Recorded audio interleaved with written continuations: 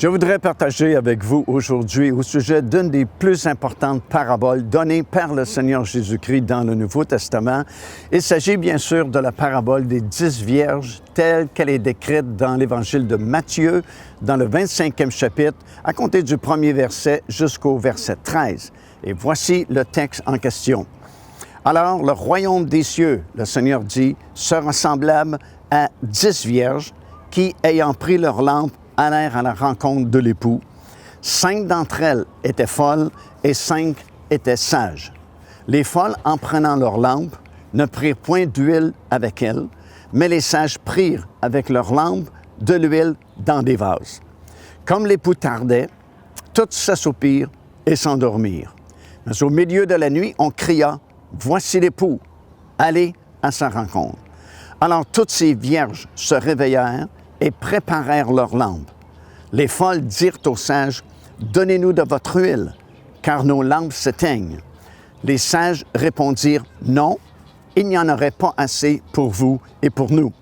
Allez plutôt chez ceux qui en vendent et achetez-en pour vous-mêmes. » Pendant qu'elles allaient en acheter, l'époux arriva, et celles qui étaient prêtes entrèrent avec lui dans la salle des noces, et la porte fut fermée. Plus tard, les autres vierges vinrent et dirent, « Seigneur, Seigneur, ouvre-nous. » Mais il répondit, « Je vous le dis en vérité, je ne vous connais pas. Veillez donc, puisque vous ne savez ni le jour ni l'heure. » Alors voilà le texte de cette fameuse parabole des 10 vierges, tel que nous venons de le lire dans l'Évangile de Matthieu, ce 25e chapitre. Et c'est une parabole qui est vraiment très importante et nous pouvons nous poser différentes questions auxquelles nous voulons répondre au cours de cet enregistrement. Des questions comme celle-ci, que représentent donc ces 10 vierges? À qui s'adresse cette déclaration « Voici l'époux, allez à sa rencontre » ? À qui Jésus parlait-il à ce moment-là? Troisièmement, quel est ce fameux cri de minuit qui va réveiller ces 10 vierges? Est-ce qu'on peut l'identifier? Est-ce qu'on peut le savoir par la parole du Seigneur? Quelle est en fait la signification de cette parabole? Cet enseignement intitulé « Le cri de minuit » est extrêmement important, particulièrement pour les gens de notre génération. Et chaque enfant de Dieu devrait entendre cet enseignement, essayer de comprendre le sens de cette parabole, parce que comme nous allons le constater au cours de cette étude, elle nous concerne tout particulièrement les gens de notre génération. Alors nous commençons, allons-y tout d'abord par cette première question, que représentent ces 10 vierges? Qui sont ces 10 vierges? À qui le Seigneur s'adresse-t-il lorsqu'il parle au sujet de ces 10 vierges? Bien, ce n'est pas tellement compliqué à savoir parce qu'il n'y a que 3 sortes de personnes sur cette planète. Selon la Bible, dans le monde physique, le monde visible, le monde charnel, il y a 3 groupes d'individus. Ça, nous lisons ça dans la première épître aux Corinthiens, dans le 10e chapitre et au verset 32. L'apôtre Paul dit ceci, « Ne soyez en scandale ni aux Juifs, ni aux Grecs, ni à l'Église de Dieu. » Alors voilà les 3 groupes qui composent la totalité des gens qui vivent sur cette planète. Ou bien vous êtes juif de naissance, vous faites partie de cette première catégorie et vous n'avez pas accepté le Seigneur Jésus-Christ comme votre Seigneur et votre Sauveur, alors vous êtes considéré comme la nation juive. Ou bien vous faites partie des nombreuses nations du monde, français, anglais, espagnol, italien, peu importe. Vous n'avez pas non plus accepté le Seigneur Jésus-Christ comme votre Sauveur, votre Seigneur. Alors, selon la Bible, vous faites partie de cette deuxième catégorie de gens qui s'appelle les nations du monde. Ou vous faites partie, heureusement, de cette troisième catégorie qui s'appelle l'Église de Dieu, parce qu'un jour, vous aurez entendu prêcher la bonne nouvelle et vous aurez eu le bon sens de vous repentir et de l'accepter. Et alors, vous êtes changé de groupe. Vous n'êtes plus du peuple juif seulement, vous n'êtes plus seulement parmi les nations, mais vous êtes désormais une nouvelle création dans le Seigneur Jésus-Christ et vous faites partie de cette troisième catégorie qui s'appelle l'Église de Dieu. Maintenant, nous savons que dans le domaine spirituel, il n'y a que 2 groupes de personnes, ceux qui sont sans Christ et ceux qui sont en Jésus-Christ. Pour Dieu, il n'y a pas de religion vraiment. Dieu n'est pas catholique, il n'est pas protestant, il n'est pas baptiste, il n'est pas frère en Christ. Dieu est Dieu, il ne fait pas de religion. Alors, lorsqu'il regarde les milliards de personnes que nous sommes sur cette planète, il ne voit que deux groupes, ceux qui sont sans Christ parce qu'ils ne l'ont pas accepté et ceux qui sont en Jésus-Christ parce qu'ils ont été sauvés. Mais dans le monde physique, il y a ces trois groupes de personnes. Donc, cette parabole s'adresse à l'un ou l'autre de ces trois groupes de personnes. Ou bien la parabole s'adresse au peuple juif, à Israël, ou bien elle s'adresse aux nations du monde, ou bien elle s'adresse à l'Église du Seigneur Jésus-Christ. Et c'est ce que nous allons voir au cours de cet enseignement qui porte comme titre « Le cri de minuit ». Nous allons comprendre et nous allons analyser cette parabole et nous allons réaliser également qu'elle s'adresse à un groupe très particulier parmi ces trois groupes-là, soit à Israël, soit aux nations de ce monde, ou soit à l'Église du Seigneur Jésus-Christ. Joignez-vous à nous afin de célébrer le Seigneur et entendre le message de la parole de Dieu par l'évangéliste Mario Massicotte. Venez recevoir ce que Dieu a préparé pour vous. Visitez notre site web www.paindevie.org afin de connaître notre itinéraire. Nous serions très heureux de vous rencontrer et de vivre des moments forts avec le Seigneur.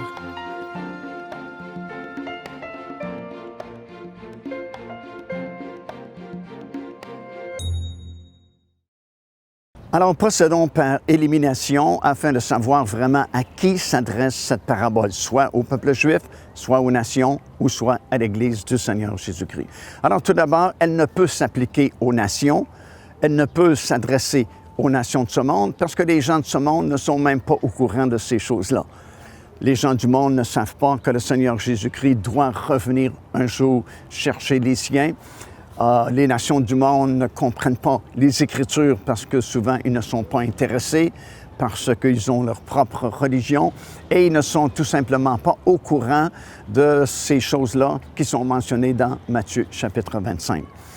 La parabole ne peut pas s'appliquer non plus au peuple juif parce qu'on parle ici d'un époux et d'une épouse qui un jour entrera dans la salle des noces. Et Israël, présentement, n'attend pas un époux, Israël attend son Messie.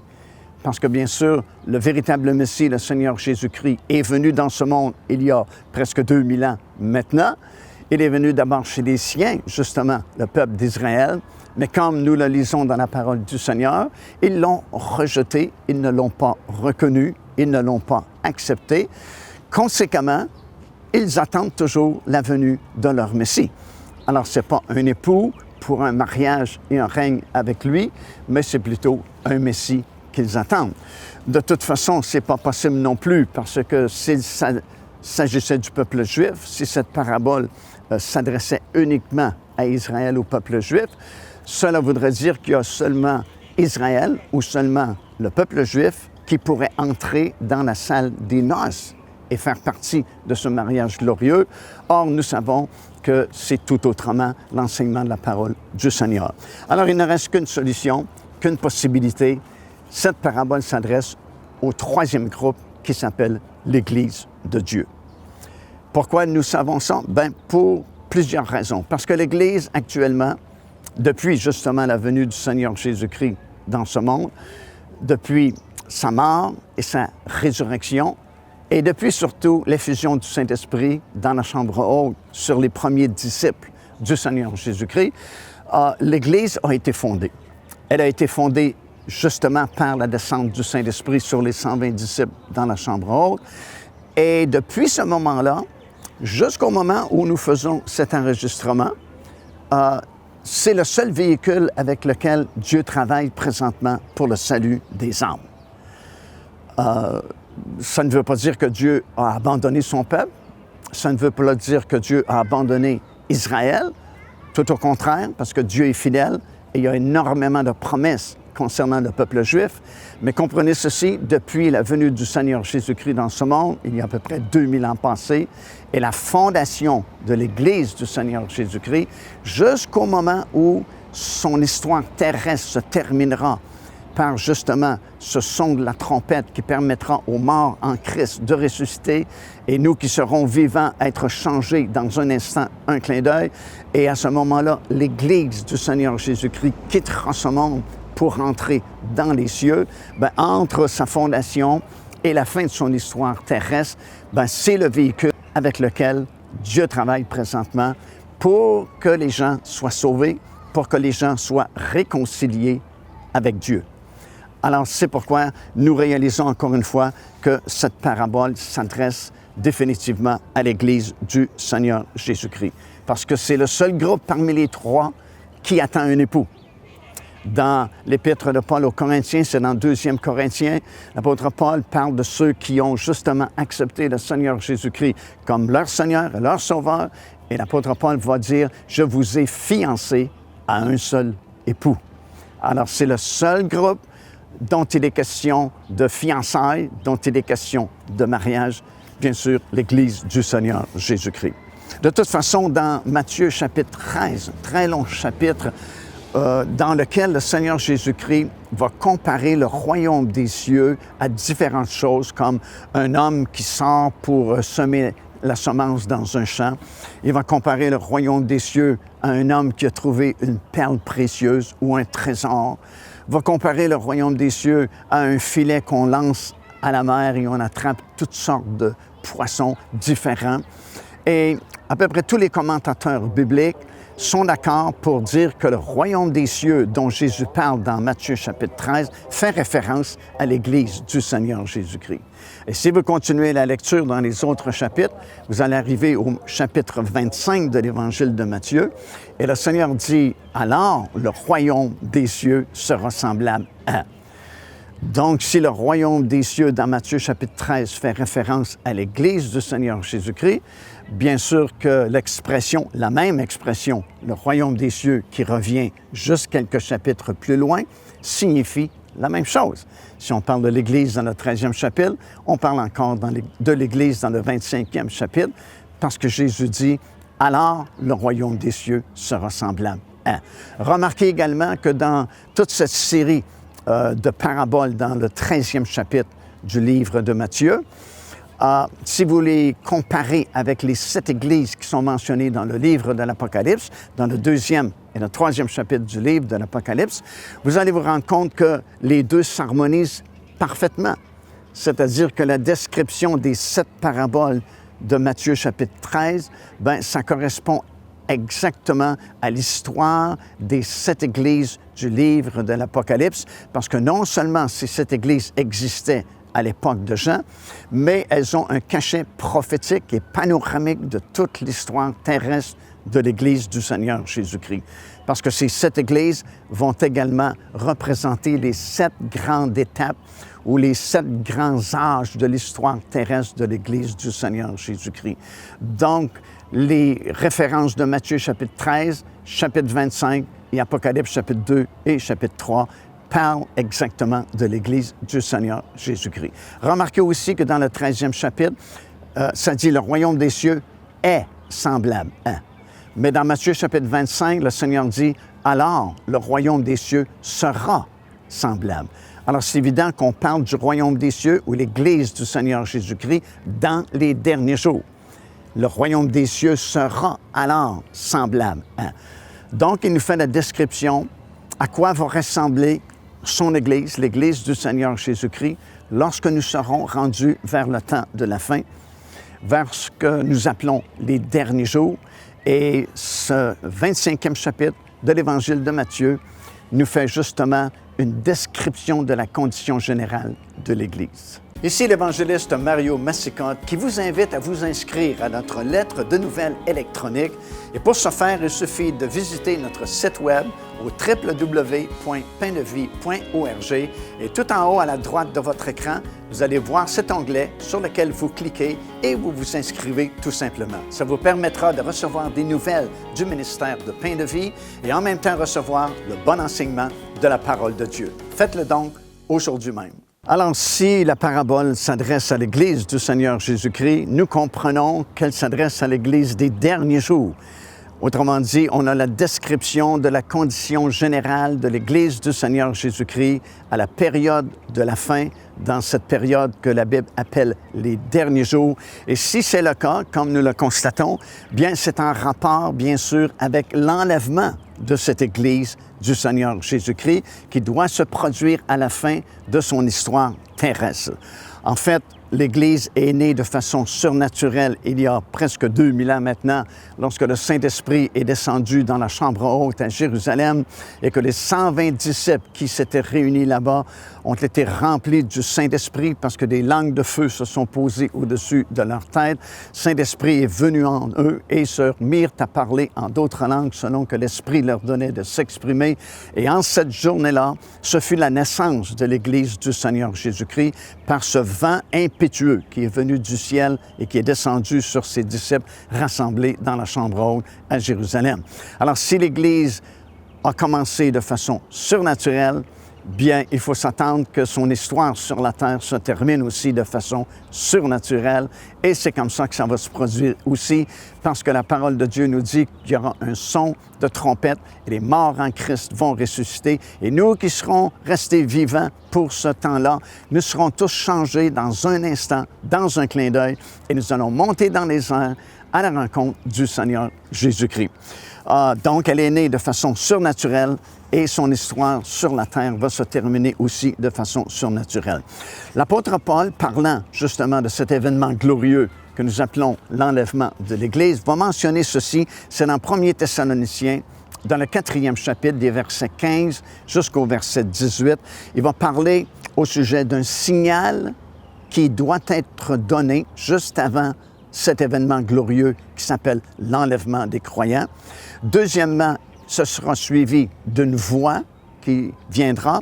Et troisièmement et finalement, le son de chauffard ou de la trompette de Dieu qui va permettre aux morts en Christ de ressusciter et nous, les vivants, être changés dans un instant, dans un clin d'œil. Voici le texte en question.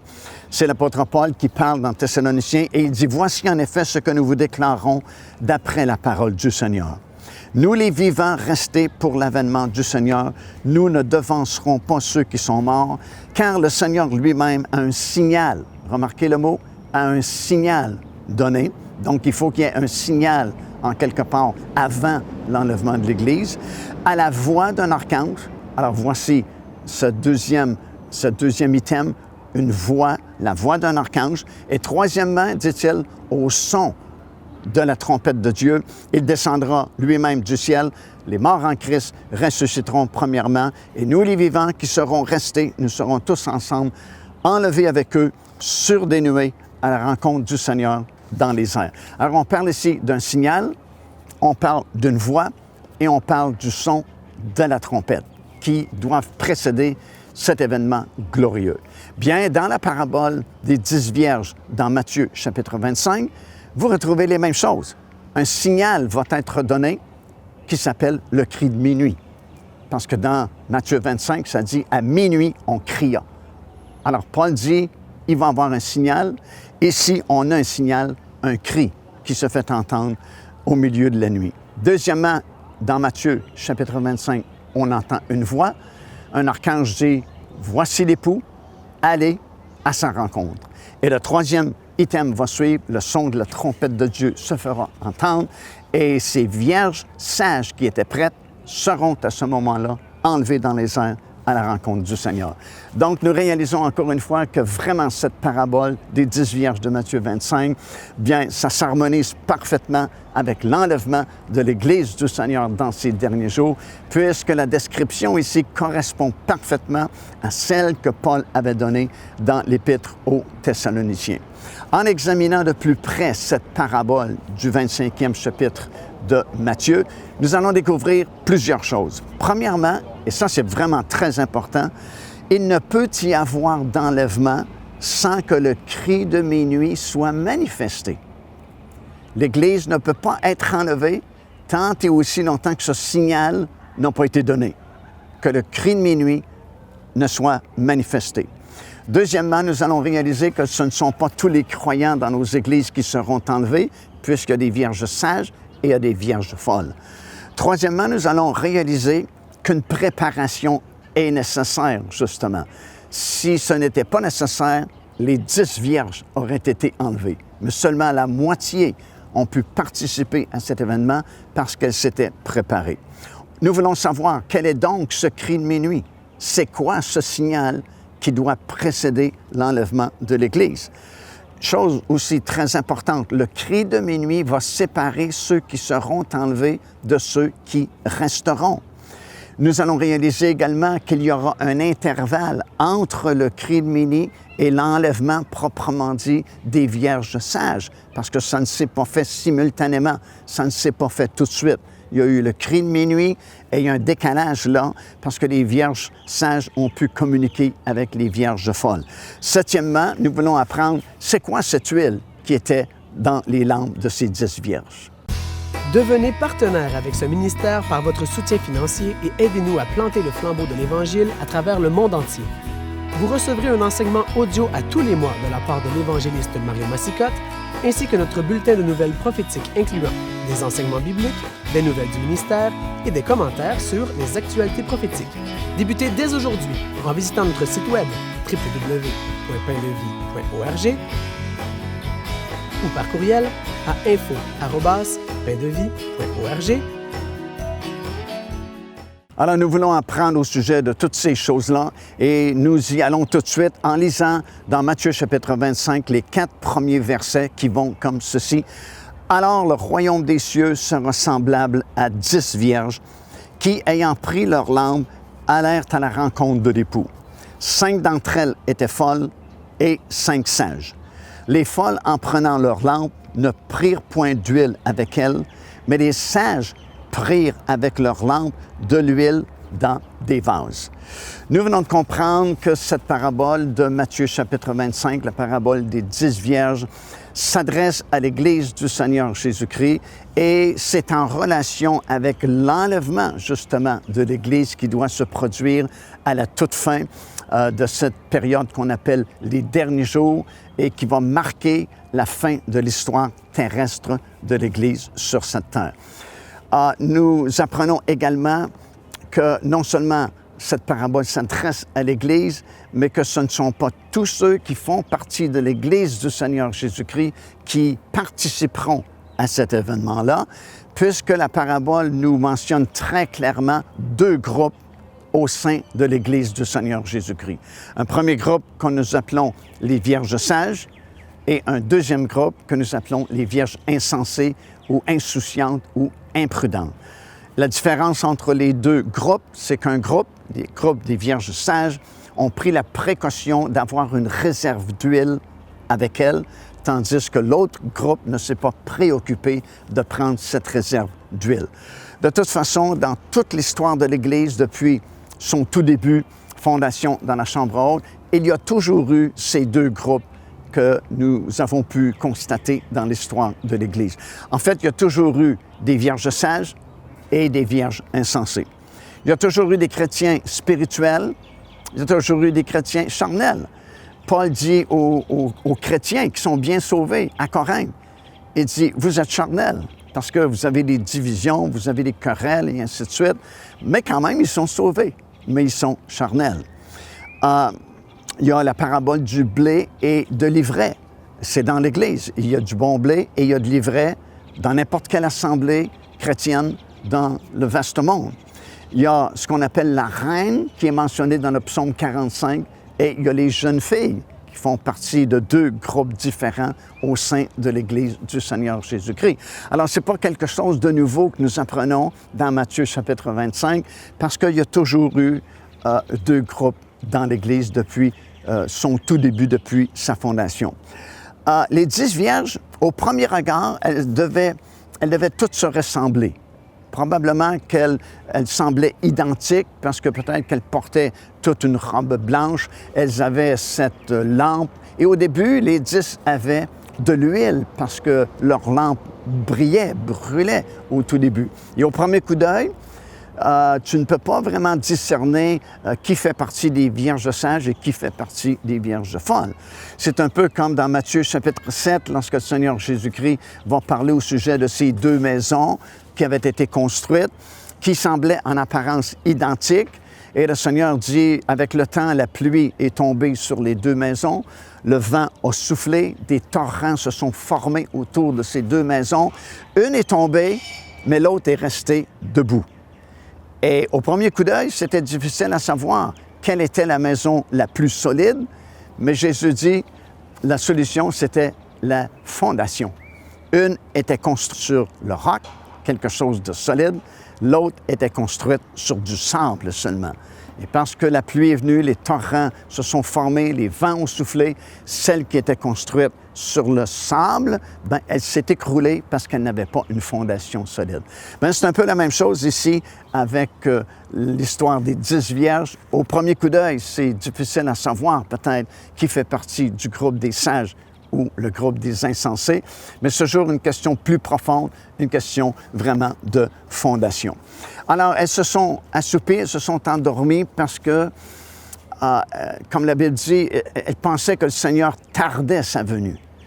Parce qu'évidemment, le message du retour du Seigneur Jésus-Christ a été un peu prêché depuis le début de l'Église, par les premiers disciples, les premiers chrétiens. Et là, on est presque 2000 ans plus tard et on parle encore du retour du Seigneur et il n'est pas encore revenu. Et à cause de cela, elles pensent que le Seigneur retarde sa venue et à cause de cela, elles se sont assoupies et finalement se sont endormies. Le Seigneur ne tarde pas la date de son retour parce qu'elle est déjà fixée. De toute façon, il y a eu une date pour sa naissance.